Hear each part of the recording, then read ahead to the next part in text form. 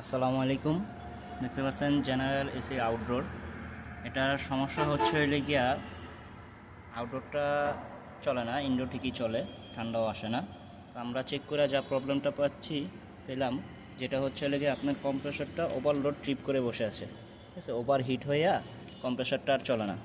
তো আমরা মেইন ক্যাপাসিটারটা ফার্স্টে চেক করলাম, মেইন ক্যাপাসিটারটা ঠিক আছে, হ্যাঁ, 60 ইউএফ দেখাচ্ছে।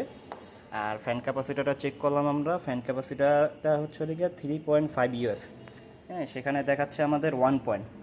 তো এই ফ্যান ক্যাপাসিটারটা চেঞ্জ করে দিতে হবে। তো আমরা গিয়ে নতুন একটা ক্যাপাসিটার নিয়ে আসলাম 3.5, এটা আমরা লাগিয়ে দেব। লাগিয়ে দিয়ে আমরা চালু করে দেখব যে ঠিক আছে কি না। আর আউটডোরে অত্যাধিক পরিমাণে ময়লা ছিল, হ্যাঁ, যেটা আমরা ক্লিন করছি। হ্যাঁ, দেখতে পাচ্ছেন এখন যে আউটডোরের কন্ডেন্সারটা একদম ফ্রেশ, ঠিক আছে, এটা আমরা ভালোভাবে একদম ওয়াশ করে নিছি। হ্যাঁ, এখন আমরা ক্যাপাসিটারটা লাগিয়ে দেখব, চালিয়ে দেখব, এরপরে ওকে হয় কি না। দেখতে পাচ্ছেন আমরা ক্যাপাসিটারটা লাগিয়েছি, মেন ক্যাপাসিটারটাও লাগিয়েছি। এখন আমরা তার কানেকশন করে দেব। এখানে আমরা নিউট্রাল লাগিয়ে দিচ্ছি।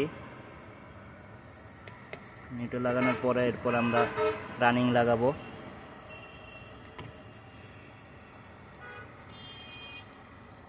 রানিংটাও লাগিয়ে দিয়েছি। এখন আমরা